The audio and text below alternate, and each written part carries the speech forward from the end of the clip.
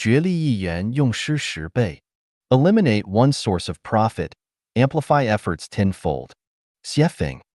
Hitler's failure, aside from the arrangements of the Tao of Heaven, was due to his overly broad battlefield strategy.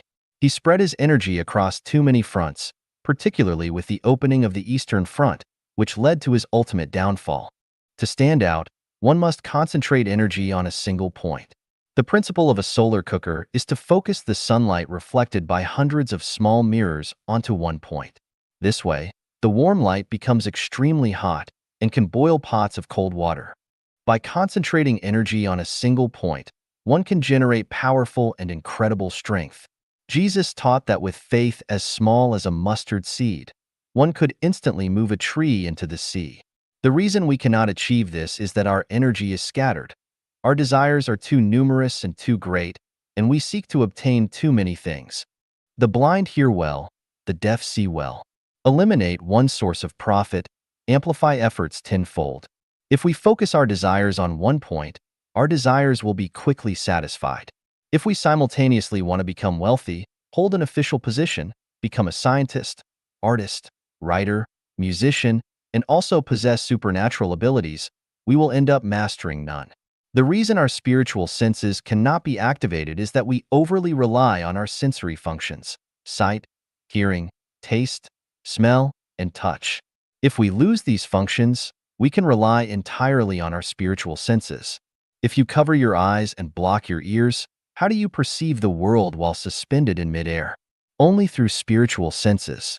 The better our spiritual senses, the less reliant we are on the physical body. Life can indeed be sustained by mental energy alone. If we could reach such a state, we would hardly need our sensory faculties and could control our life and death, leaving the human world at will. If we want to stay longer, we can freely enjoy life. If not, we can leave whenever we wish. Eliminate one source of profit, and efforts are amplified tenfold. Eliminate 10 sources of profit, and efforts are amplified 100-fold. Jesus asked us to give up family, property, and everything to become his disciples. This is not heartlessness, but a way to better direct our emotions. Laozi taught us to put ourselves last in order to be first, to externalize ourselves to preserve our true selves. Buddha taught us to be free from the notions of self, others, lifespan, living beings, and dharma. These teachings guide us toward possessing supreme enlightenment wisdom. If a person cannot save themselves, how can they save others? If they do not know their own future, how can they guide the masses? Therefore, there are too many blind teachers in the world, misleading their disciples. Self-reliance is essential. Saving oneself comes first. If your swimming skills are inadequate, how can you save your struggling parents and children in the water?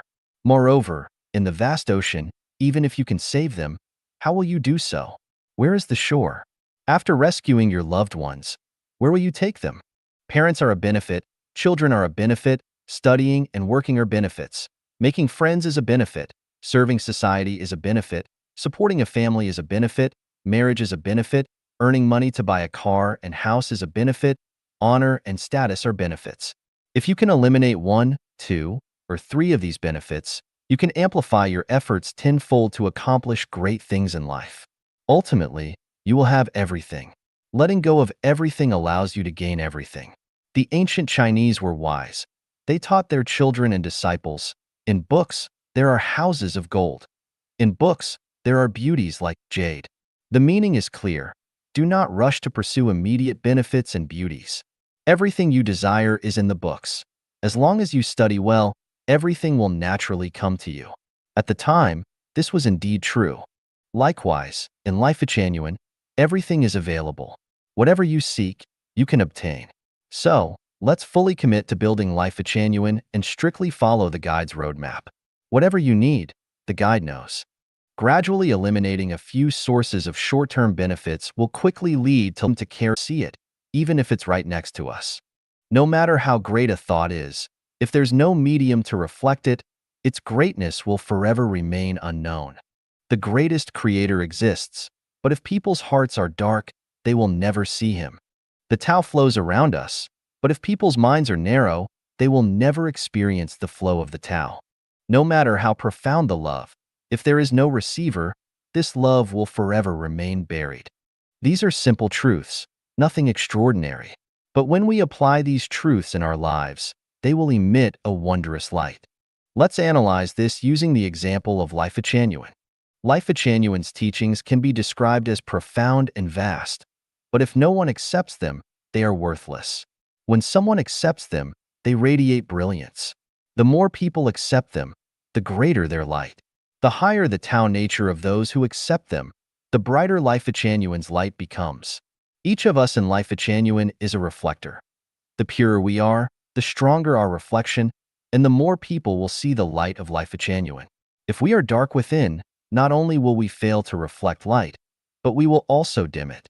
Reflecting light sources not only makes the surroundings clearer, but also brightens oneself. The more Life Changyuan members dedicate themselves to its cause, they not only perform selfless acts for all beings, but also realize their own value. The application of energy works the same way. The more you use it, the more it grows. The less you use it, the less you have. Those who are conservative or whose hearts are closed lack energy. Even if you possess priceless treasures or profound thoughts, if you don't use them, they will eventually turn into a pile of trash. A few days ago, my partner and I played a card game called Chao Di Pai, a popular trick-taking card game in China, or Gai Mao with Qin Celestial and Inha Celestial. This game taught me one thing. You must play your good cards at the right time. If you miss the chance, your good cards will end up useless, merely enriching your opponent while becoming trash to you. If you have good ideas, share them with others. This way, not only will your ideas not diminish, but they will also multiply and deepen. The same goes for love. The more you give, the more you receive. The less willing you are to give, the less love you will gain. If you keep love buried in your heart, by the time you die, your love will be nothing more than a pile of garbage. If you are the sun, then place yourself among reflective materials. If you are not the sun, then become something that can reflect light. Shine together, complement each other. Life is like this. You are either the sun or a reflective material.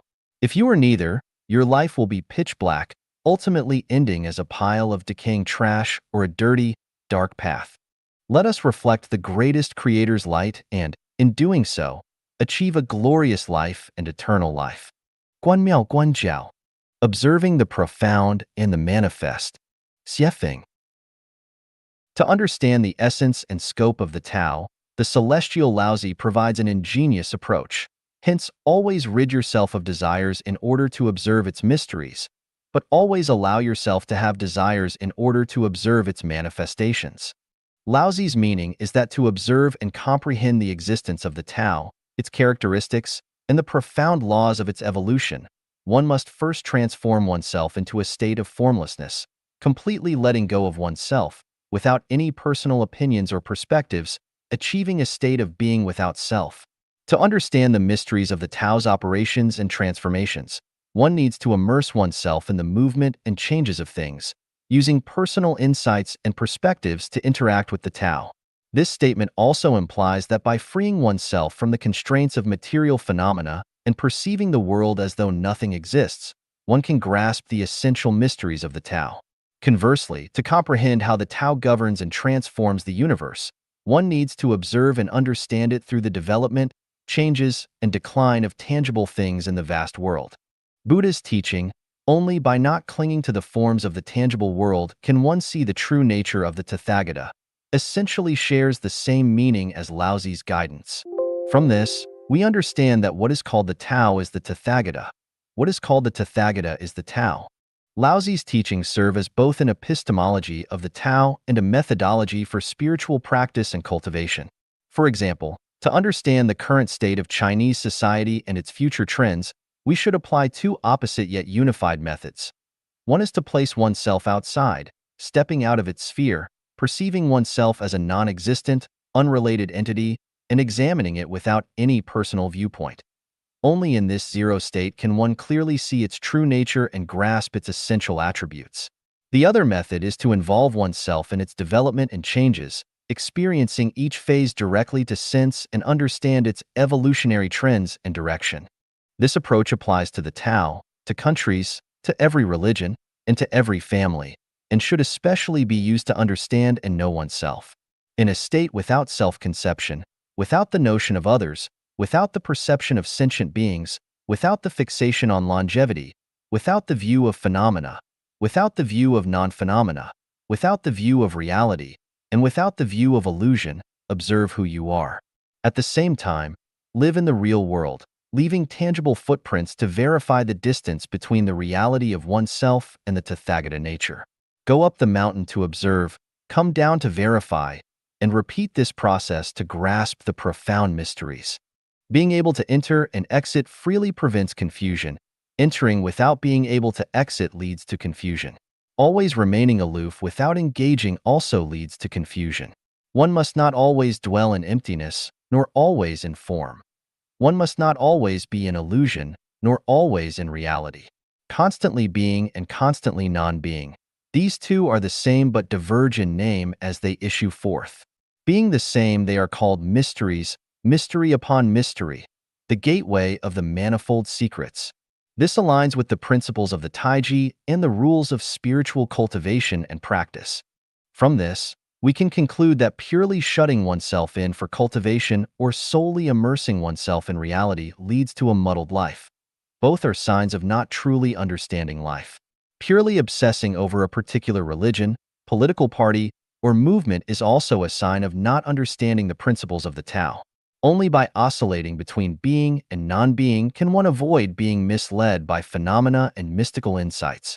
Many who suffer in adversity or feel frustrated in love, and many who feel content in favorable circumstances or relationships, are prone to making mistakes, sometimes even severe ones. This is mainly because they see only being without seeing non-being. Some end up in prison, some are killed, some commit suicide. All because they fail to grasp the principles of the Tao. They go in but never come out. How could they not err? In the eyes of an employer, neither overly clever nor overly naive people make good employees. If we assume that the greatest creator is our employer and we are the employees, then we should avoid being too naive or too clever. Those who are too naive suffer losses, while those who are too clever invite trouble. We must constantly balance having and not having to be good employees of the greatest creator. 觉悟 Enlightenment. Xiefeng. Enlightenment, Juewu, consists of two components. Ju refers to the immediate response of the eyes, ears, nose, tongue, body, and mind, spirit, to external stimuli, while Wu refers to understanding and awakening. Together, enlightenment describes a person's reaction through their senses and spiritual awareness, leading to a complete realization of the inherent characteristics and meanings of these stimuli. This journey moves a person from confusion to clarity, from bewilderment to awareness, from ignorance to wisdom, and from death to eternal life. Enlightenment has different levels. The lowest level is realizing that to survive, one must have the basic necessities of life: food, clothing, shelter, and transportation. The highest level of enlightenment is becoming a Buddha. Thus, the ultimate state of enlightenment is Buddhahood, or it can be said that being a Buddha signifies enlightenment. Many people are aware, Ju, but few fully understand Wu. Those who achieve the ultimate and supreme level of enlightenment are as rare as phoenix feathers or morning stars. They are the treasures of the world. A truly enlightened person is not lonely or isolated. If someone feels lonely or isolated, it indicates that they have not yet achieved enlightenment. Attaining supreme enlightenment is not difficult. The challenge lies in perceiving without comprehending. A gentle breeze may blow, and one may feel it, but few people ponder why the breeze exists, why it blows, or why they can feel it. The greatest creator is evidently beside us, clearly within us, yet people still cannot see the greatest creator and doubt his existence. This is not just because their spiritual perception is undeveloped, but mainly because they lack understanding. Without understanding, one cannot truly grasp the truth. Without understanding, one remains in a state of unconsciousness. If the spirit does not awaken, one will remain forever in a dreamlike state. If someone is having a nightmare, it is best to wake them up. But if someone is having a pleasant dream, what should be done? Those awakened from a nightmare will be grateful, but those awakened from a pleasant dream will likely be upset. People in deep sleep do not wish to be awakened, regardless of the reason. Awakening others is not an easy task. Few show joy or happiness upon being awakened, and many display annoyance and displeasure. This is the sorrow of all messengers and saints. Helping people awaken is a burdensome task. Providing them with enjoyment is a pleasant one. This stems from human inertia. Guiding people along a broad, easy path is a delightful task, but leading them through rugged, narrow trails is challenging. This is due to human habits. Enlightenment requires overcoming inertia and habit and demands a shift in life's direction, which is not easy. This explains why so few ascend to the heavenly kingdom while so many descend to hell. There are issues with the God described in the Bible, yet few people think about them rationally or strive to understand them clearly. Except for the Diamond Sutra, other Buddhist scriptures have flaws. Who is willing to observe and understand them? The teachings of the Quran have issues, and the way Islam spreads its truth is problematic. Who is willing to understand? The Big Bang Theory and the theory of evolution have issues. Who is willing to understand? Nationalism, ethnic chauvinism, and family values have issues. Who is willing to understand? Money can save lives but cannot save souls. Who is willing to understand this? Death is not the final destination of life. Who is willing to understand this? Consciousness creates reality. Who is willing to understand this? People loudly proclaim their desire to know and pursue the truth, but how many genuinely wish to understand and pursue it? Like the Duke of Yi, who professes to love dragons, but in reality, it's all for decoration and self-deception. When a real dragon appears, they reject it. Many proclaim their desire to create joy and happiness, but when true joy and happiness arrive, they hesitate and shut them out. Few are truly enlightened. Few strive to reach the shore. Many simply drift with the current. 随性而动. Follow your nature. 写法. Nature is the greatest creator, the ancestral Buddha Tathagata, and Allah, yet it is also Satan. Nature is the original state, Tathagata, and the source, but it is also the offshoot. Nature can be divided into innate nature and acquired nature. Innate nature is pure and clear, unstained, while acquired nature is vibrant with colors and rife with impurities. Heavenly nature is the innate nature, while disposition and habits are acquired nature. Heavenly nature reflects the characteristics of the Creator, gods, and Buddhas. Disposition reflects the inherent nature and instincts of beings who reincarnate. Habits reflect the survival inertia formed by mental patterns. Loving beauty is heavenly nature, seeking freedom and joy is heavenly nature, and pursuing eternal life is heavenly nature. Mice burrowing in the ground, birds nesting in trees, wolves eating meat, and sheep eating grass are manifestations of disposition. Similarly, some people enjoy music, while others prefer lying or stealing. These are dispositions, or inherent natures. Smoking, drinking, and staying out late are habits. To follow your nature means to act according to the drives of your heart. It somewhat means going with your feelings. The universe is holographic, and all natures operate within the scope of the Tao and under its control. Following your nature is essentially walking in accordance with the Tao. The stars shine brightly, myriad phenomena manifest in various forms, and the countless postures and changes in the universe showcase its vitality and embody the extension of the Tao. When all things act according to their nature, there can be orderly harmony, with rises and falls occurring in sequence. Birds should fly, animals should run, flowers should bloom at the right time, and plants should sprout and grow in spring. Humans should eat, drink, excrete, experience pleasure, grow old, and die. Gods and Buddhas should save people, demons should harm them, and celestials should live carefree and joyful lives. Roosters should crow, hens should lay eggs, bees should make honey, peach trees should bear peaches, and apricot trees should bear apricots. Each should take its place and perform its duty. This is following one's nature.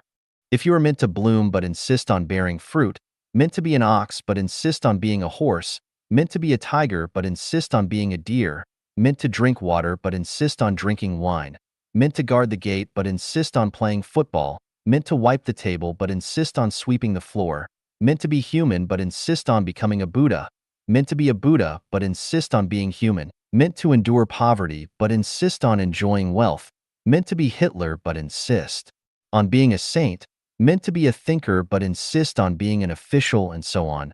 That is acting against heavenly nature.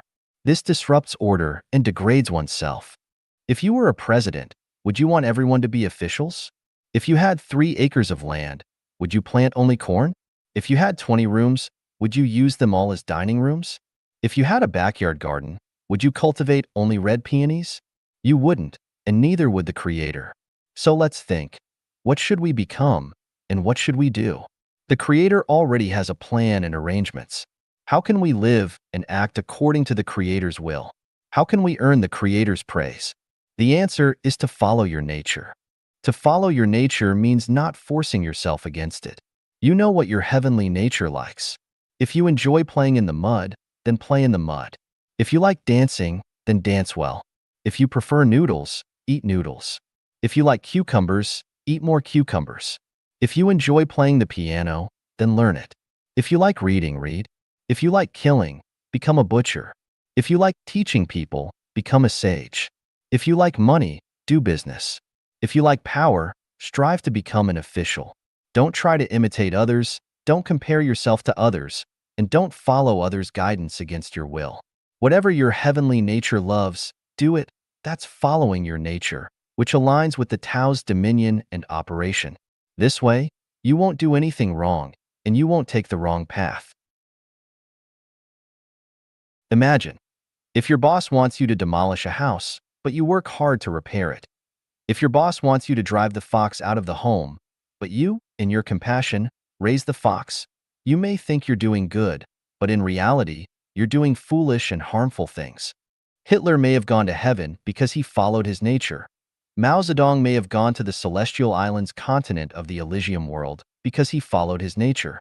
Good people who do not follow their nature may have gone to hell, and those who don't live properly and obsess over becoming Buddhas or celestial beings may also have gone to hell. When a beautiful person is by your side, you may want to express love and feel an inner urge. But if you strive to conceal your feelings and pretend to be a moralist unmoved by temptations, you're likely not far from hell. This is because you are not genuine. You're fake. You're not beautiful. You're ugly. Parents who do not follow their children's nature and force them to learn this and that are despotic and dictatorial. Anyone who incites, coerces, or forces others is a bad person. Only those who comply with their own and others' heavenly nature are kind-hearted and enlightened. If you are presented with money, power, fame, beauty, and life, and you are allowed to choose only one, just follow your nature. If you weigh the pros and cons, you've violated the principle of following your nature. If you yearn for life genuine and desperately wish to become a Chanyuan celestial, but allow yourself to be swayed by others' good advice and start weighing gains and losses, you are not following your nature. Follow your nature. Enjoy each day happily, and as for tomorrow, deal with tomorrow's matters then. Tomorrow, I will still follow my nature. Following your nature, with your nature being clear and pure, you will have no regrets and eventually attain perfect authenticity. 人有远虑必有近烦. Those who have long-term concerns will have immediate troubles. Xiefeng. The ancients taught us, a person without long-term concerns will have immediate worries. This statement is only half correct. It embodies the halfway wisdom of those in the middle of the journey or the common wisdom suited for ordinary people, which I do not dispute. However, for practitioners of self-improvement and cultivation, this kind of wisdom is extremely harmful and is the root of life's troubles. Such limited wisdom misleads people into an unrealistic future, making them anxious and restless, chasing desires, distressed by illusions, and ignoring the joy and happiness of the present moment.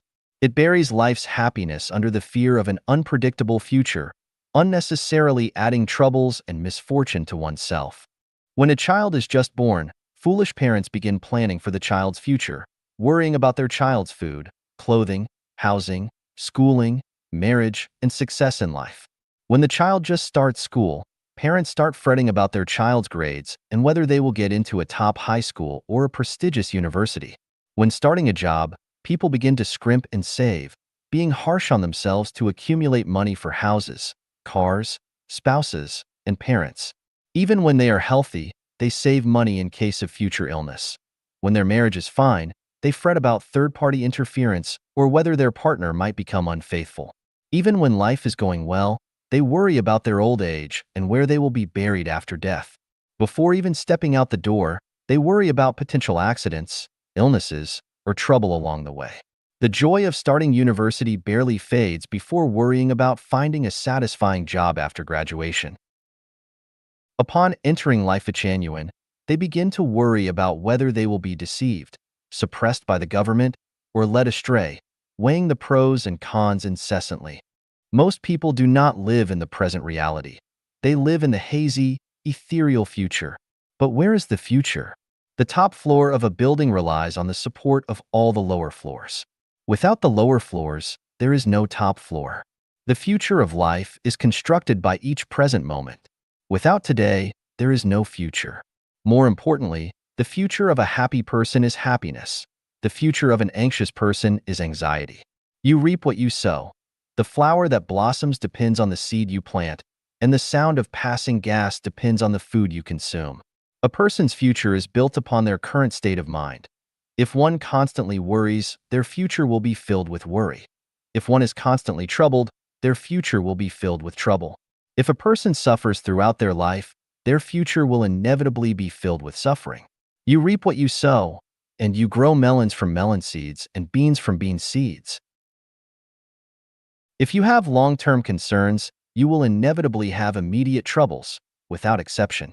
Long-term concerns are not a good thing. They cause more harm than good. Long-term concerns are a sign of a diseased mind and a mark of ignorance. Let me illustrate with a few examples. In Zimbabwe, there was a man who, when the exchange rate was 6.3 Zimbabwean dollars to $1, lived frugally, denying himself the clothes and comforts he should have enjoyed. He was harsh on himself and his family, saving up money to prepare for imagined future difficulties. He managed to save 10,000 Zimbabwean dollars, which at the time was worth over 1,500 US dollars. He kept saving, but as the Zimbabwean dollar plummeted, today, his savings, including interest, amount to just 0.20 US dollars. Isn't that heartbreaking? A construction company from Gansu province has a branch in Zimbabwe. About 4 years ago, the company had 2 project managers in their 40s working there. During their time in Zimbabwe, they lived frugally and never spent a penny unnecessarily. They saved money primarily for 2 reasons: to buy a house and to cover their children's college tuition. Just a week before returning to China, the 2 were driving over 200 kilometers from Harare to a site to handle one last matter. On the way back, they had a car accident and both died on the spot. Isn't that tragic? I know someone who is quite talented, and I encouraged him to quit his job and try working abroad. At first, he was eager and enthusiastic, but 2 years have passed, and he's still in the same place. When I asked what happened, he said there were many practical concerns he couldn't ignore. What if I get sick? What if I fail? What if I lose my home? What if immigration sends me back? And what if, while I'm away, my child gets into trouble during this crucial growth period? I followed up, saying, right. And what if a third party intervenes and your wife runs off with someone else? Life is a journey, an experience, and there's no real failure in life. Those who worry about distant troubles create their own suffering in their minds, worrying about things that do not exist. Even the wisest people cannot fully see the future. Many of the difficulties and misfortunes you imagine at home simply do not exist. Out of 10 tools you prepare for the future, 9 may never be used. There is no need to spend time, energy, or resources preparing for the future. One should live in the present, fully utilizing all the conditions of the moment to do what is needed now. Some may say, your life genuine worries about things after death. Isn't that a distant worry? Yes, but I believe there is a difference in nature. The distant worries of ordinary people bring anxiety, while life genuine's distant worries bring beautiful aspirations. Life genuine members live in boundless happiness, and every time they gaze towards the celestial island's continent in the distance, a sense of beauty arises naturally. We remain grounded, not missing out on the joy and pleasure of reality. Whenever there is a reason to be happy, I absolutely do not miss the chance. My loved one often teaches me to be modest, cautious, and not to get carried away. I say, life rarely brings joy. Whenever there's a chance, I choose to be happy first. As for the consequences, I will deal with them when they come. When I first started down the path of capitalism and began working independently, I rented a beautiful villa. A friend worriedly said, "You're just a family of 3. You don't need such a spacious house. You should live in something simpler to save money for any potential misfortunes." I replied, "If I can live in a nice house today, I'll enjoy it now. If I can't tomorrow, then I'll move." As it turned out, from the start until now, the houses I've lived in have only become more spacious and comfortable. I refuse to worry about the future. Some Life at Genuine members express love for me. That's wonderful, and I gladly accept it. My approach is to love first and sort out the rest later. Whether my spouse will divorce me, whether a Life at Genuine member's husband will file for divorce, or whether this will affect the future romantic prospects of unmarried members is not my concern. If we can be happy, let's be happy now and deal with the future when it comes. What I want to express is this. We should look forward to the future without letting it burden us with worries. Live in the present, not in a distant, imagined future. An anxious future leads to more anxiety. A joyful future leads to more joy. If we live now as celestial beings of the 1,000-year world, then our future life is already in the 1,000-year world. Only joy can create more joy. Worry never creates joy. If we spend our entire lives consumed by worries about the future, our troubles will never cease. This is what is meant by those who have long-term concerns will have immediate troubles. 把地球翘起来. Move the earth. Xiefeng. Translation edited by Qin Yu. Someone once said, "Give me a lever and a fulcrum, and I can move the earth." That's nonsense. It's like saying, "Give me a spacecraft that can travel 1 billion times faster than light, and I can reach the 10,000-year world." The true sage is not the one who moves the earth, but the one who finds the fulcrum. Not the one who rides the spacecraft, but the one who can build it. According to the unconventional thinking theory of Life at Genuine, there is no absolute impossibility in the world. There are only those who fail to consider all possibilities. There is nothing that cannot be done. Can we talk face to face across thousands of miles? Can we see everything happening on Earth while sitting at home? The answer is, people have already achieved this. Can humans live for 10,000 years? Can they live forever? Can all terminal illnesses be cured? Can people live in the Elysium world? Many might say it's impossible, but in reality, it's not just possible. It's absolutely achievable. Life at Genuine's theories have already addressed these questions. There's nothing that cannot be done. Only things that are beyond the reach of one's thinking. Life is a non-material structure with spirituality. As long as this structure remains unchanged, one can live forever. Terminal illnesses are merely external manifestations of imperfect life structures. By perfecting the structure of life, terminal illnesses will vanish without a trace. Can people live in the Elysium world? It's as easy as flipping your hand. Sorry, the secrets are only for Chanyuan celestials. Can the Earth be moved? With Mars as the fulcrum and standing on Pluto to pry, you can move the Earth. Another nonsense statement, right? The first question is, where would you get such a long lever? Next, who can stand on Pluto to pry? And then, who has the strength to do it? A single straw can break a camel's back. There's no doubt about that, right? A master of Taiji can use 4 ounces to move 1,000 pounds. The most exquisite swordsmanship has no sword. The best cultivation is not cultivating. The most refined mystical arts have no form or appearance. The strongest is the softest. The mightiest is the weakest. Laozi said, "Great perfection seems flawed, yet its use is boundless. Great fullness seems empty, yet its use is endless." Those skilled in counting do not use counters. Those skilled in closing shut without bolts yet cannot be opened. Those skilled in tying bind without ropes yet cannot be untied. Illness arises from the mind, and the environment is shaped by the mind. The form of life corresponds to one's way of thinking. Consciousness creates reality. What is the distance between the atomic nucleus and the electron? How vast is the distance between Earth and Pluto? Measuring micrometers and nanometers with an inch is like using an atomic bomb to kill a mosquito. Measuring light years with a yardstick is like using grains of sand to measure the Milky Way. So, which is longer, the inch or the yard? It's all for entertainment. Holographic thinking is simply wonderful, indescribably joyful, boundless, and unrestricted. Play however you like. Not only can you lift the earth, but you can also sweep the entire Milky Way into an iron dustpan with a broom. 100,000 light years pass in the blink of an eye. It's so much fun. No wonder Sun Wukong can travel 108,000 miles with a single somersault, just a piece of cake. No wonder the Earth-traveling sun can freely walk through the earth, like a shark swimming in water. No wonder Laozi sighed and said, "Those of ancient times who were good at the Tao were subtle and profound, mysterious and all-penetrating, deep beyond comprehension." No wonder the Buddha Shakyamuni taught his disciples to let the mind arise without abiding anywhere. Marvelous! Marvelous! How great was Lizi's teacher, Huzi! Hey, my friend, if you have nothing else to do, try lifting the earth for fun. It's quite entertaining.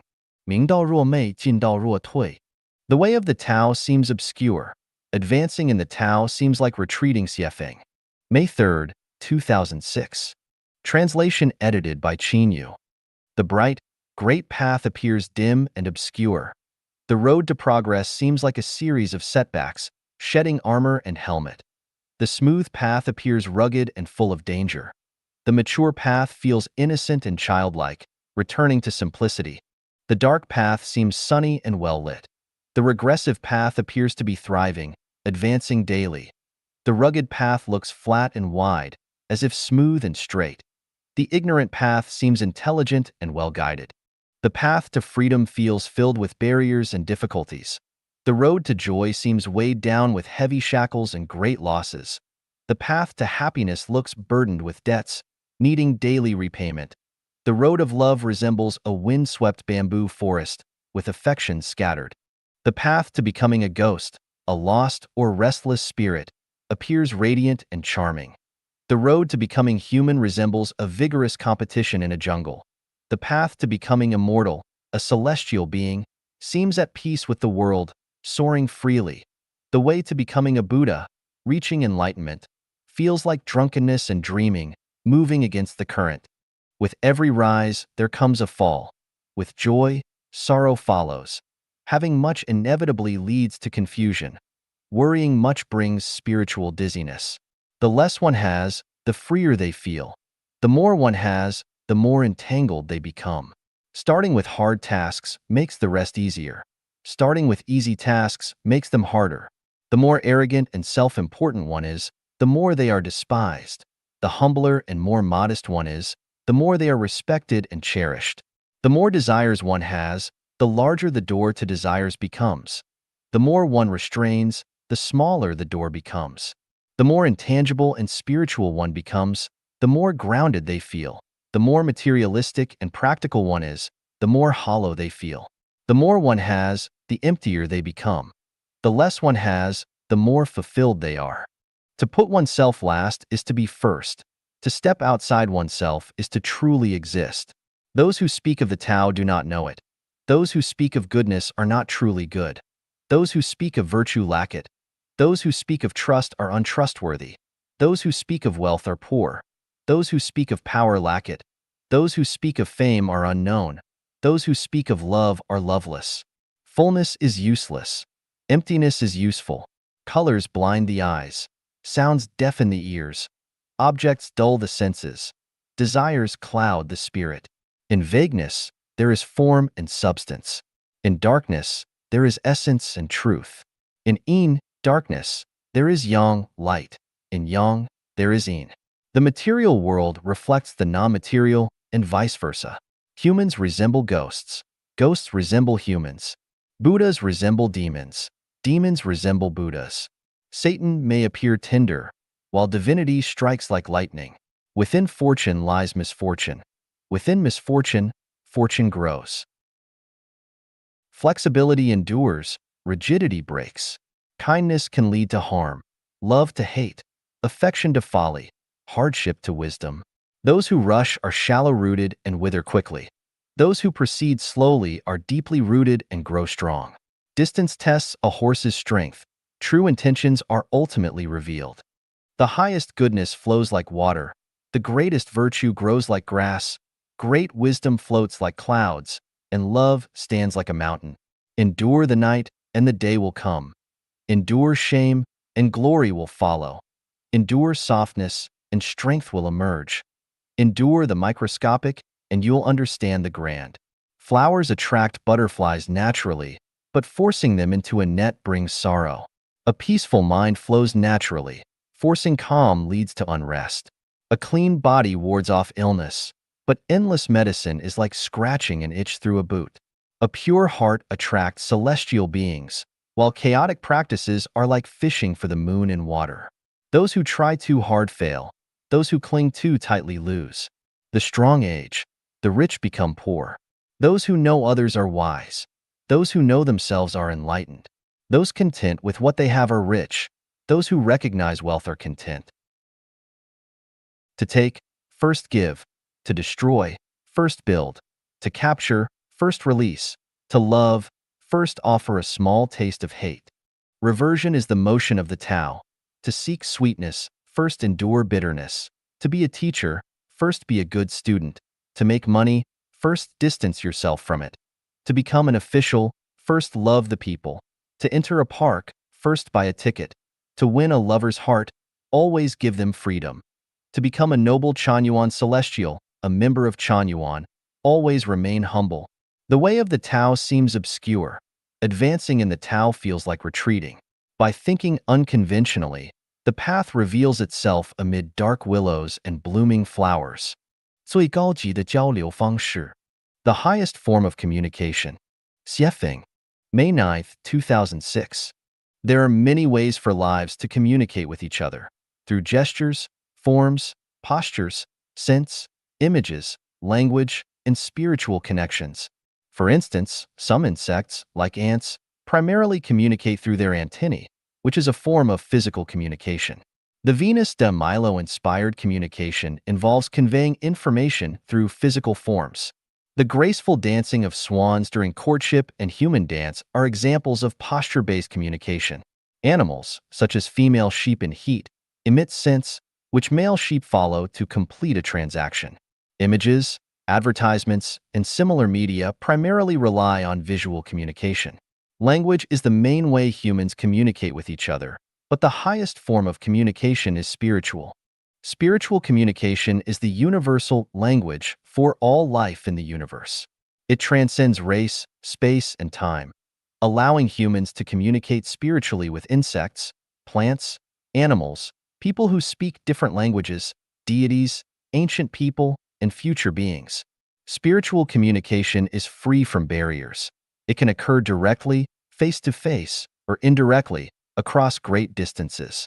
A connection of hearts spans the universe, bridging billions of light years in an instant. Humans can communicate with insects and plants, and these organisms can sense human attitudes toward them. They can perceive human emotions like joy, anger, sorrow, and happiness. If insects overrun a house, a friendly spiritual attitude can persuade them to leave. A flower in a room will grow exceptionally beautifully and release health-promoting scents if its owner communicates affectionately with it. Humans can also communicate spiritually with nature. By treating the sun, moon, mountains, rivers, and plants with kindness and friendliness, nature responds with perfection.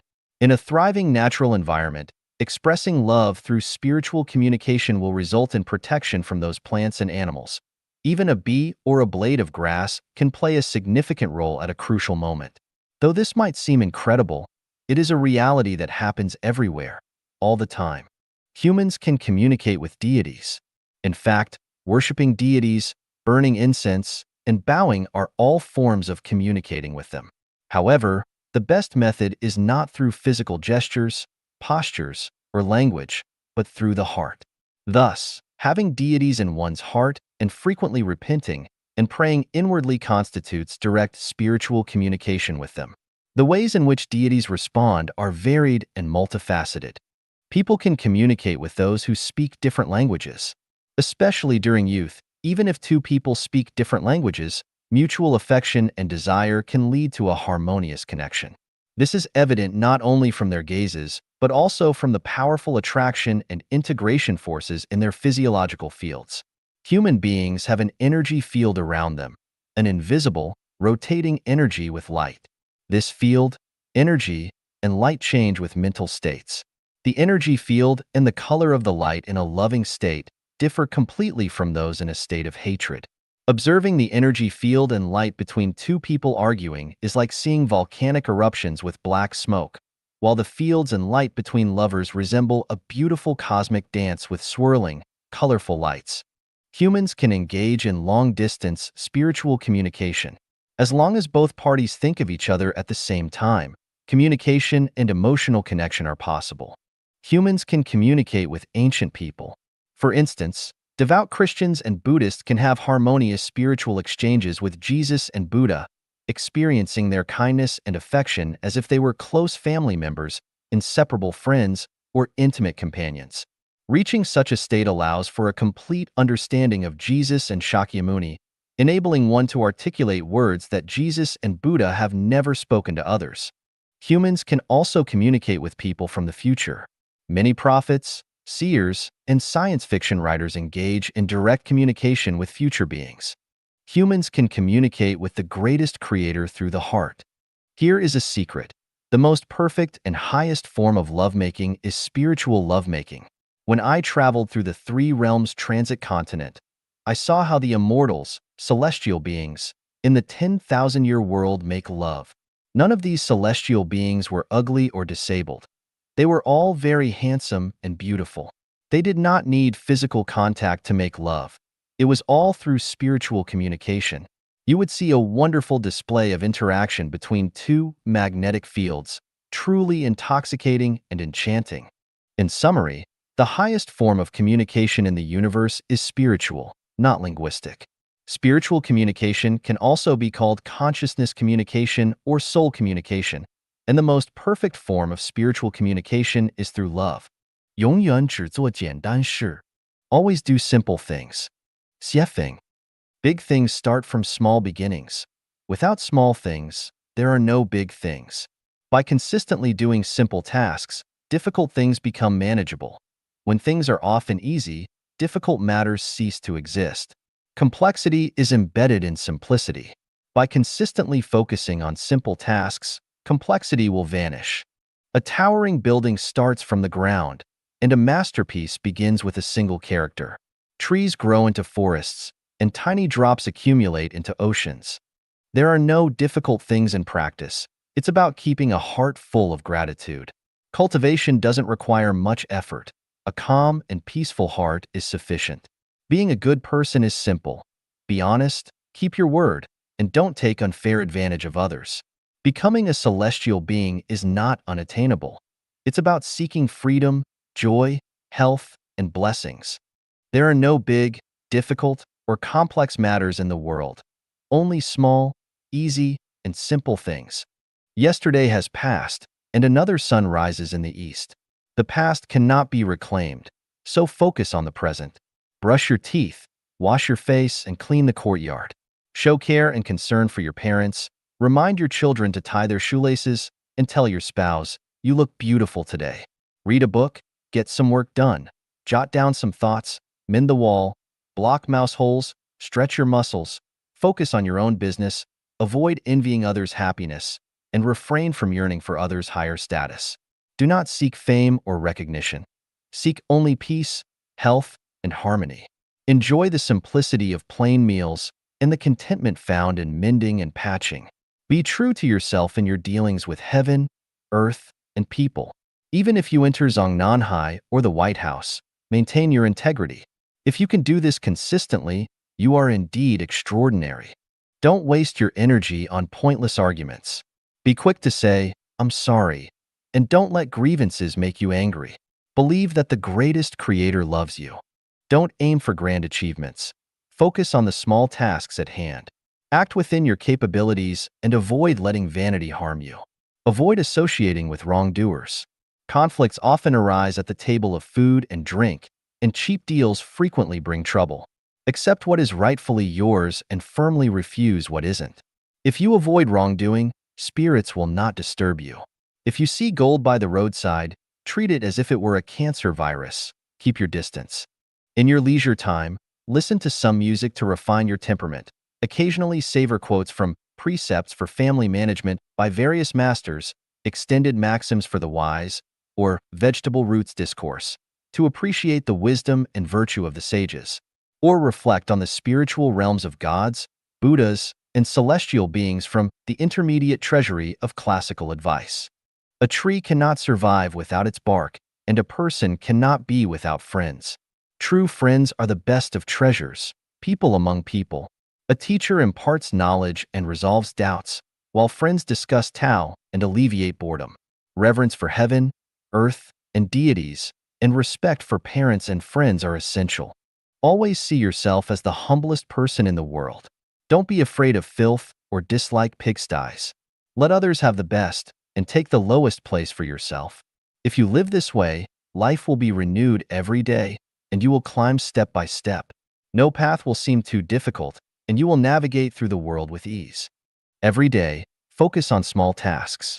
Start with the easiest tasks and complete simple things promptly. Don't try to move mountains first. Start by gently wiping away small grains of sand from your eyes. Don't attempt to push a train first. Remove small grains of sand from your shoes. Don't think about distant treasures first. Manage your small plot of land well. Don't strive to become a celestial being or a Buddha. Be a simple, ordinary, reliable person first. Don't rush. Be calm. If the sky falls or the earth sinks, just play your tune. If it rains or your mother wants to remarry, don't be sad or worried. If your partner leaves or children disappoint you, let it be. As long as there are green hills, there's no need to worry about firewood. As long as our home is intact, don't fear loneliness. Life is a journey where nothing is truly gained or lost.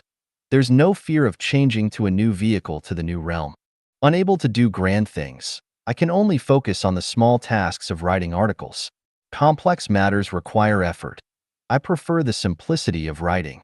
If you're idle, it's better to do something within your capability. Working is better than idleness. Heaven doesn't disappoint the diligent, so accumulate virtue where you can. Small efforts should not be avoided. Another sun rises in the east.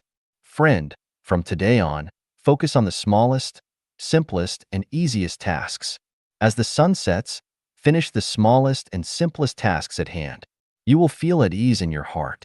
寻求最佳组合. Seeking the optimal combination. Xiefeng.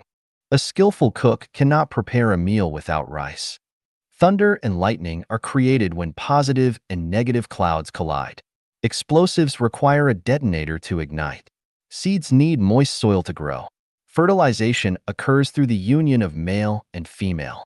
Only when a fine horse is paired with a good saddle, a beautiful woman with a worthy partner, flowers with green leaves, and a singer with a stage, can their true beauty be fully revealed. A calligrapher needs a responsive brush to create exquisite works. A general manager requires competent assistants to run a company efficiently. A race car driver needs a high-performance car to outshine competitors. A violinist needs a well-crafted violin to produce captivating melodies. Gasoline releases energy when ignited. Fish swim freely in rivers, lakes, and seas. Currency circulates in markets. A computer, when connected to power and the internet, shows its full potential. Metals combine to create alloys. And a wise person resonating with life genuine can become a celestial being or a Buddha. Humans have infinite plasticity and potential. They can be either pillars or great beams. Live a life of mediocrity or one of brilliance. Become thieves or heroes. It all depends on the environment and conditions they are combined with. Oxygen combines with hydrogen to form water, with copper to create copper oxide, and with aluminum to form aluminum oxide. Those close to vermilion become red. Those close to ink become black.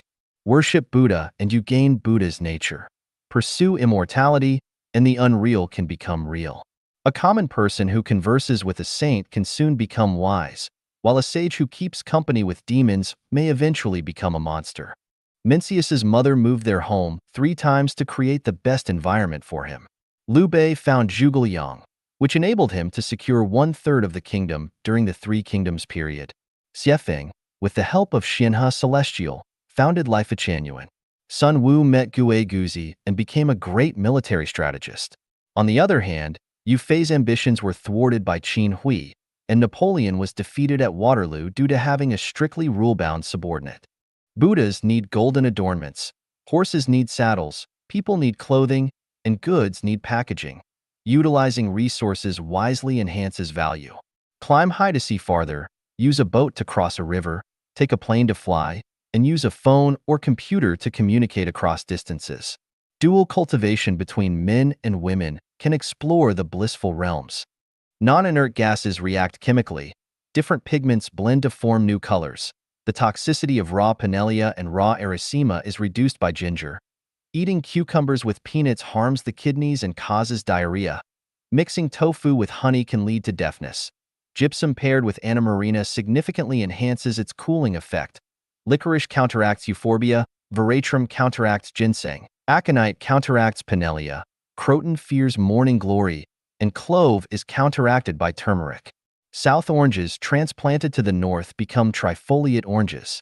Einstein, by moving to America, discovered the mass energy equivalence, leading to the birth of the atomic bomb. These numerous examples demonstrate that combining things or people with different environments and conditions produces varying results. There are countless paths, but there is certainly one optimal path. Among millions of people, there is one person best suited to you. Among countless environments, there is one that benefits you the most.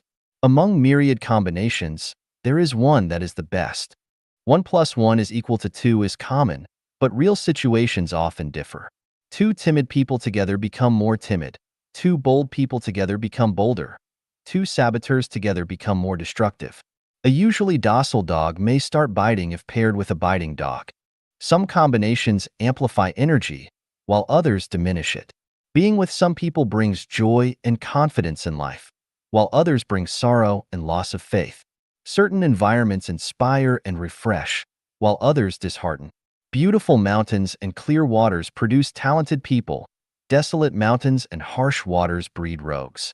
Like father, like son, like mother, like daughter. To know a person's character, observe their friends. These all indicate that a person's successes or failures in life are heavily influenced by their environment and combinations. Some books, people, and environments can turn decay into wonder. Certain thoughts, consciousness, and words can quickly cultivate the qualities of celestial being and sages. A chance opportunity, a serendipitous encounter, or a single gathering can profoundly alter one's life's trajectory. Plants need fertile soil to thrive. To ascend the highest realms of life and existence, one must seek the optimal combination. What books to read, whom to associate with, which websites to visit, all are crucial. Whenever humans contemplate, the greatest creator laughs, because of human confusion. But once distinctions are clear, layers are distinct, and the mysteries of space, time, and life are understood. Utilizing resources wisely and continuously seeking the best combinations, the greatest creator will no longer laugh but instead say, "This person is extraordinary."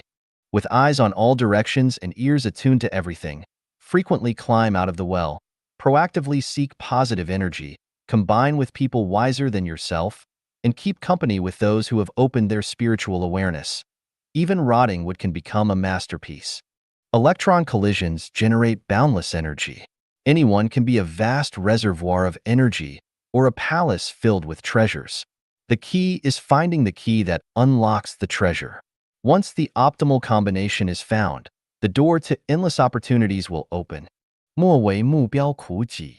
Do not suffer yourself for goals. Xiefeng. Living for goals leads to a life of sorrow, misfortune, anxiety, dullness, and mistakes. Life is a journey where the process is more important than the goal. When we look back, what stands out on the screen of our memories are the details of life, not the results or targets. Childhood memories of playing by the river, catching squirrels in the hills, carrying a school bag, kicking shuttlecocks, playing ball with friends, receiving praise from teachers, hearing mother's approval, listening to father's humming tunes, teasing classmates, walking with friends, the excitement of writing love letters, playing cards with colleagues, drinking with neighbors, staying up all night playing mahjong with friends, arguing over chess with brothers, discussing profound topics with like-minded individuals, the first kiss and making love with a lover, sharing feelings with online friends, driving on a leisurely trip with family. All of these details create a rich and colorful life. Neglecting these details means missing out on happiness and joy. Sadly, the vast majority of people live for goals and results, ignoring the flavors of life in the present. I know a couple who run a business abroad and have amassed at least $1 million in assets. Yet, their rented home is sparsely furnished with just a bed, a TV, two simple stools, a table, a car, and basic kitchenware. When I asked why, they said they live abroad to make money and plan to enjoy life back home once they've saved $3 million. After 3 years, they still live this way, unsure if they will ever enjoy life when their goal is achieved. Their current suffering is for an elusive future. Two project managers from a large construction company live in extreme poverty, saving every penny for their children's education. Tragically, just a week before returning to their country, they died in a car accident.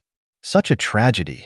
Upon careful analysis, we find that people live for goals and results: the birth of a child, school, diplomas, buying a house, a car, marriage, health, accumulating wealth, achieving higher positions, or securing a grave for the afterlife. Some achieve their goals, while others fall short. It's not worth it. If ordinary people ignore the process of life due to ignorance, what about those in the realm of spiritual practice? It's even worse. Christians have been waiting for Jesus to return for nearly 2,000 years. Buddhists have awaited the end times for over 2,000 years. Their brief lives are consumed by this waiting. Marxists anticipate the arrival of communism, and the Chinese people born in the 1970s have been waiting for the modernization of industry, agriculture, national defense, and science and technology by the end of the century. Today, many may be waiting for a moderately prosperous life, and a comfortable old age. Practitioners also wait. They give up the rich and colorful life of the present for the promise of becoming celestial beings or Buddhas. They are impatient, obsessively seeking Tao and high-level teachers. They are so fixated and stubborn, completely forgetting the meaning of life and neglecting the joy of practice. They become neither fully human nor ghostly, which is truly tragic. In recent years, I've also observed those involved in democratic movements. To achieve their self-made goals, they sacrifice their families, causing worry to their parents, and lose their youth by going in and out of prison.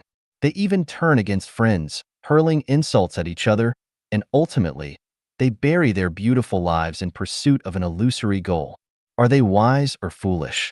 Living for goals is fine, but the problem is that people who live for their goals often cause others pain. To achieve their goals, they may resort to any means: abuse their children, oppress the weak, lie, deceive, betray, scheme, and lose their sanity. Why suffer so much? My philosophy is, do not suffer yourself for goals. Be happy when you can, indulge in joy for even a moment, focus on beautiful things, and don't overly worry about the future. Don't frown over goals and results. Live in the present, understanding that the earth will keep turning and others will keep living even if you're gone. The horse will keep running, the dance will keep going. Live lightly and happily. Many people see themselves as grand, as if they carry a great mission, as if they are saviors. But this is self-delusion and unnecessary self-torment. Life is but a dream. All changing things are as transient as fleeting clouds. To feel and experience life fully leaves one with no regrets. Don't mistake a game for reality.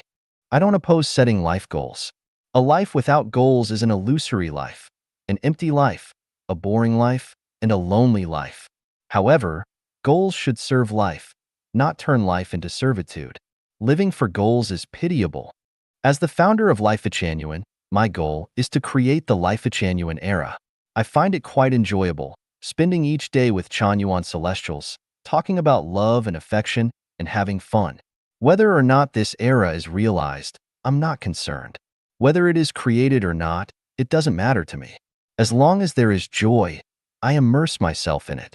I care about the details and the process, not the goals and results. 偶然是必然链条上的环节. So-called coincidences are links in the chain of inevitability. Xiefeng. Was it a mere coincidence that the Titanic struck an iceberg? Let's examine three precursors related to the Titanic's collision with the iceberg. In 1898, British writer Morgan Robertson published a novel titled Futility. The story describes a luxurious ocean liner named the Titan, which is said to be unsinkable, on its maiden voyage from Britain to America. This is the largest and most opulent passenger ship in the history of human navigation, equipped with all the luxurious facilities available at the time. The ship is filled with wealthy passengers who are enjoying themselves to the fullest. However, the ship strikes an iceberg and tragically sinks, with many passengers perishing at Issei. No one could have anticipated that the events described in this novel would become a tragic reality 14 years later. On the night of April 14, 1912, the largest luxury liner at the time, the Titanic, struck an iceberg and sank. After the tragedy, people remembered the novel and discovered that, apart from the ship names being almost identical, there were numerous striking similarities. Both sank on their maiden voyages after hitting an iceberg in the North Atlantic. Both ships sailed in April from Britain to America. The fictional Titan had a passenger and crew count of 3,000, while the Titanic's count was nearly the same. The Titan was described as weighing 70,000 tons, while the Titanic actually weighed 66,000 tons. The Titan was 800 feet long, and the Titanic was slightly longer. Both had 3 propellers and collided with an iceberg at a speed of 23 knots. Another similarity was that the heavy casualties in both disasters were due to the insufficient number of lifeboats on board. Comparisons of the New York Times report on the Titanic's sinking revealed that the details and processes were eerily similar to those in Robertson's novel. It could be said that the novel's story was a prelude to the Titanic's sinking 14 years later. It is said that Morgan Robertson, the author of the novel, committed suicide with a gun in Atlantic City, New Jersey, shortly after the Titanic sank, and no one knows the reason for his suicide.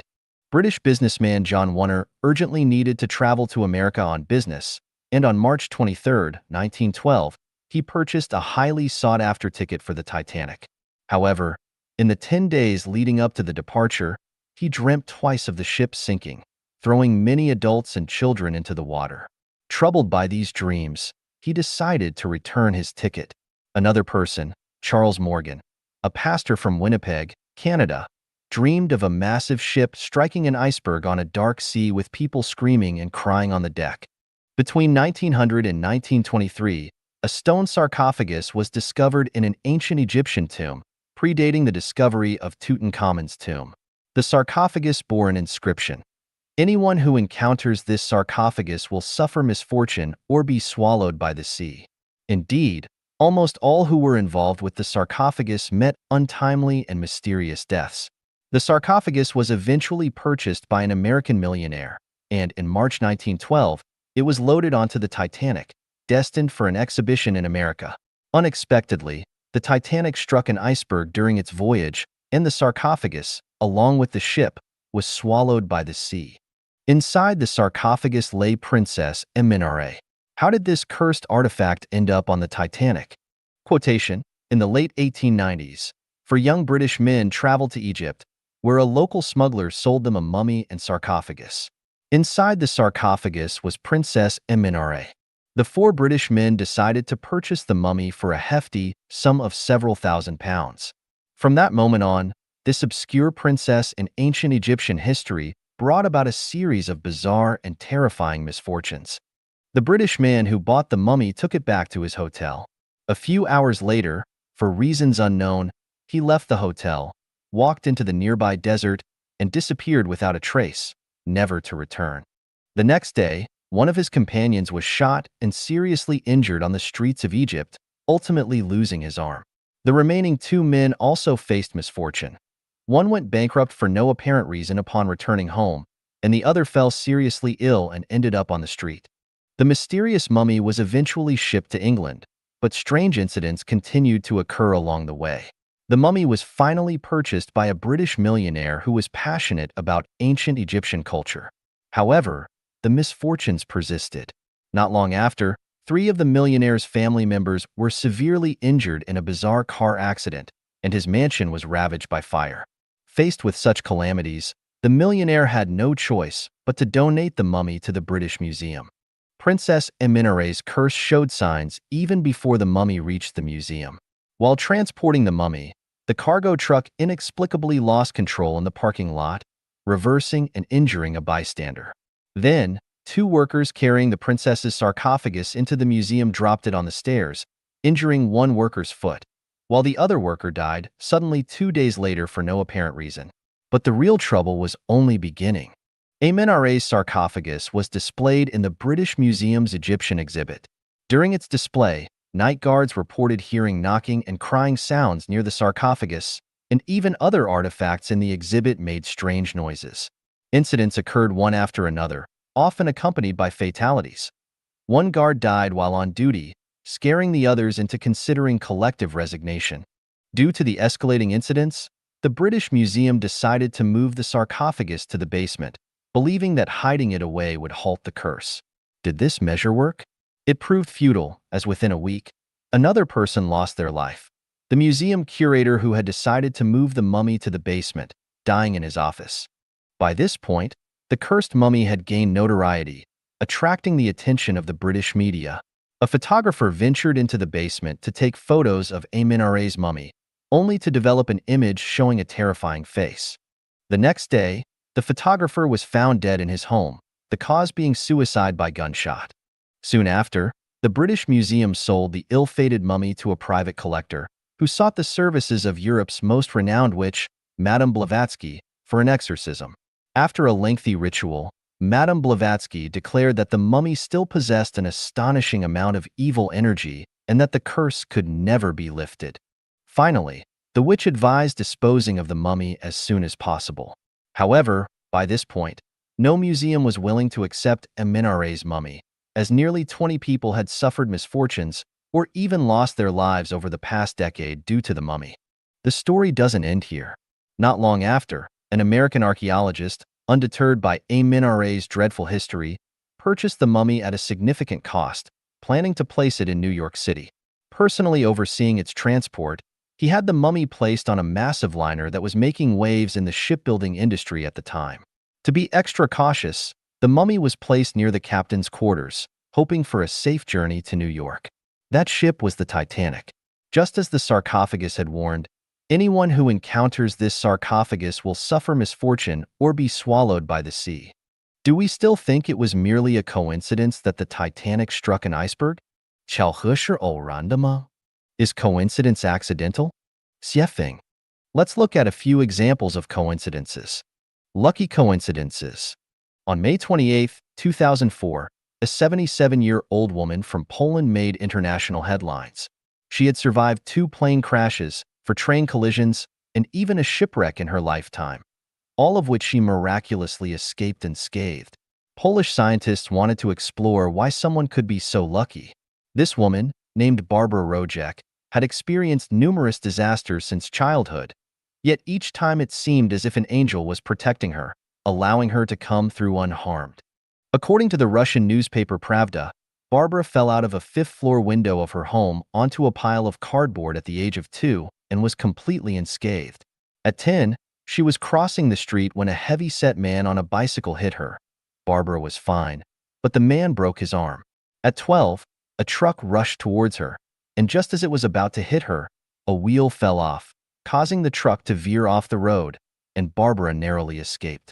The report says Barbara experienced 4 plane crashes, 7 car accidents, 12 mysterious falls from buildings or stairs, and incidents including standing on a balcony that collapsed while watching children play below, the chandelier at the Warsaw Theater falling, 2 train collisions, a gas explosion, a criminal attack, a speedboat sinking, and other disasters. Yet she remained unharmed. To verify these perilous tales, Barbara kept newspaper clippings and eyewitness accounts. Based on these records, she had brushed shoulders with death 127 times in her life, making her a true miracle on Earth. The Sun, Moon, Earth, 395. The average distance between the Moon and Earth is about 380,000 kilometers, while the Sun is roughly 150 million kilometers away from Earth. Dividing the two distances, we find that the Sun is approximately 395 times farther from Earth than the Moon. The Sun's diameter is about 1.38 million kilometers, and the Moon's diameter is over 3,400 kilometers. Dividing these, the Sun's diameter is approximately 395 times that of the Moon. What a coincidental number, 395. What does this number tell us? Think about it. The Sun's diameter is 395 times that of the Moon, but the Sun is also 395 times farther from Earth. Because the distance offsets the size, these two celestial bodies appear to be the same size in the sky when viewed from Earth. Is this phenomenon a natural occurrence, or is it man-made? Where else in the universe do celestial bodies align in such a coincidence? The renowned scientist Isaac Asimov once said, "By all data and rules, the Moon should not be there." He also said, "The Moon is just large enough to cause a solar eclipse and small enough to let us see the corona." There is no astronomical reason to explain this phenomenon. It's the coincidence of coincidences. Scientist H.S. Sheldon stated, "For a spacecraft to stay in orbit, it must fly at 18,000 miles per hour at 100 miles altitude."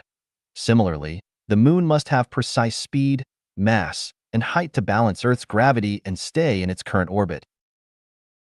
The question is, can these conditions be purely naturally generated? There's another coincidence. The Moon always shows the same face to Earth. Why does the Moon always face Earth with the same side?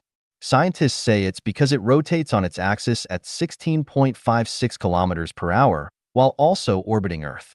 The time it takes to complete one rotation matches exactly the time it takes to complete one orbit around Earth, so the Moon always shows the same side. However, the question remains. No other moons in the solar system behave this way, so why does the Moon happen to do so? Isn't this another coincidence of coincidences? The meeting before death. On July 28, 1890, King Umberto I of Italy traveled to Monza, a few miles outside Milan, to prepare for an awards ceremony the next day. That evening, the king dined at a small restaurant and discovered that the owner resembled him in both appearance and physique. In conversation, they found that they were born on the same day in the same town, had the same name, married on April 22, 1868, and both of their wives were named Margherita. Both had sons named Vittorio. The restaurant opened on the same day the king was crowned, and both men received a bravery medal in 1866.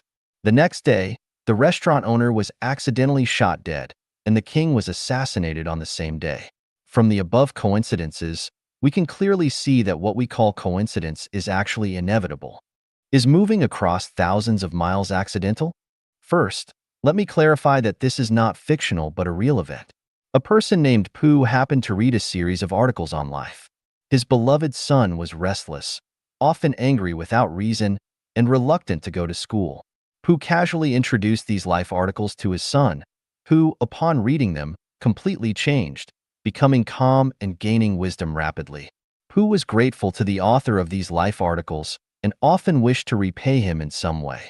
The author of the life articles had friends, a couple named Tai and Wan, who by some mysterious force moved to a place called Zhao where Pooh lived. Many people liked Pooh's place. Pooh's friends suggested that the author of the life articles should move to Zhao. A person named Ji crossed the ocean to Zhao and made several suggestions, also hoping that the author could move there. The author, settled in a distant foreign land, never considered moving to Zhao. One day, his wife fell ill unexpectedly. A doctor's examination found her blood pressure, heart rate, etc. were normal, but she had a high fever. With no other solution, the author jokingly said to cheer his wife, "Shall we go to Zhao?" His wife was delighted, and her illness miraculously improved. Keeping his word, the author realized that his offhand suggestion was taken seriously by his wife. With no other choice, he had to turn the joke into reality. Fortunately, he had ceased his business abroad months earlier, and moving had few attachments. In the end, he ended up moving thousands of miles to Pooh's place. A series of coincidences led to his move, and on the second day of his arrival in Zhao, one of his close friends also coincidentally showed up in Zhao, which is thousands of miles from where his friend lived. Each detail seems coincidental and accidental, But these coincidences and accidents are links in a chain of inevitability, heralding an inevitable outcome. Coincidence is a link in the chain of inevitability. Inevitable results are composed of a series of accidental events. Sandstorms, tsunamis, and earthquakes are accidental events, but they are links in the inevitable changes in Earth's ecosystem. Toothaches, sprains, and fevers seem like unrelated accidents, but they are stages in the inevitable development of a body's illness. Fights, car accidents, and suicides appear to happen by chance, but they are inevitable links caused by karma. We often say, losing wealth prevents disaster. On the surface, wealth and disaster seem unrelated, but many incidents occur where misfortune follows financial gain. A twitch in the right eye seems like a physiological phenomenon, but it may signify a future financial loss. If we don't understand the cause, the Titanic hitting the iceberg appears to be an isolated accident, but knowing the cause shows it was inevitable. Individual coincidences and accidents seem unconnected and isolated, but they are drawn together by an unseen, mysterious force, like pearls on a necklace. Each pearl is isolated and independent, but they are strung together by a single thread. We cannot call individual pearls a necklace, but when strung together, they form the whole necklace. Accident is the superficial aspect of development. It is visible, perceptible, and seemingly isolated. Inevitability is the core of development. It is invisible, imperceptible through sight, hearing, smell, taste, or touch, and can only be known through intuition. The appearance of things is determined by their essence, and accidental events are governed by the laws of inevitability. The universe is harmoniously unified by the Tao, which represents order and laws. Within the scope of these laws, everything is inevitable. There are no accidental events. The Tao governs all things in the universe, extending infinitely outward and inward. Therefore, everything that happens in the universe is not accidental but inevitable. Death is certain for everyone. This is the evolutionary law of the Tao. The ways of dying are numerous and diverse, but no matter the possibilities, they ultimately lead to an inevitable result.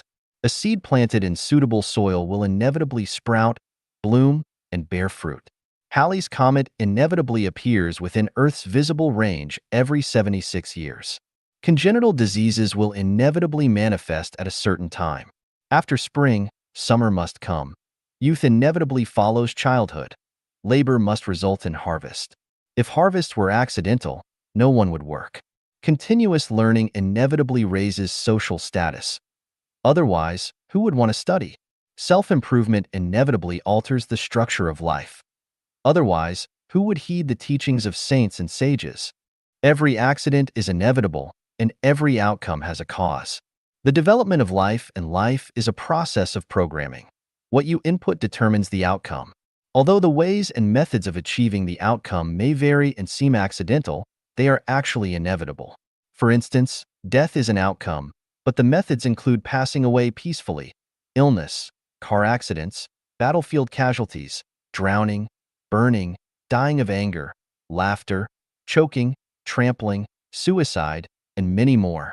The way of death is beyond our control because when a speck of dust suddenly gets into your eye, you trip over a stone while walking, your wallet is stolen on the street, you get scolded by a teacher at school, you sprain your ankle on the stairs, you get bumped by a bicycle while crossing the road, oil stains drop onto your new clothes while eating, you unexpectedly run into an old friend in a foreign place, an uninvited guest shows up at your home, or you feel inexplicably uneasy and restless.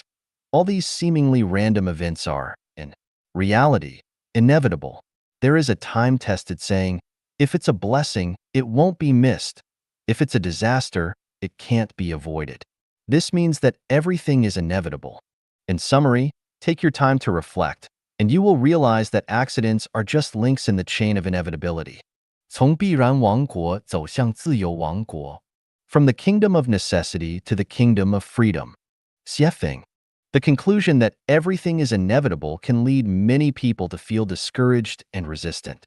If everything is inevitable, then will lying in bed all day earn me a PhD? Will spending my days watching TV make me a billionaire? Will wandering around aimlessly turn me into a celestial being or a Buddha in paradise? Will committing all kinds of crimes make me a president? If everything is inevitable, what is the value and meaning of studying, working, and striving? I want to say that it's not up to you. Since everything is inevitable, you are bound to study, work, and strive. You won't be able to stop yourself. All our actions and words have long been programmed. When you need to relieve yourself, you must find a restroom. If your desires aren't satisfied, you will suffer. When you enter a meeting room, you must speak appropriately.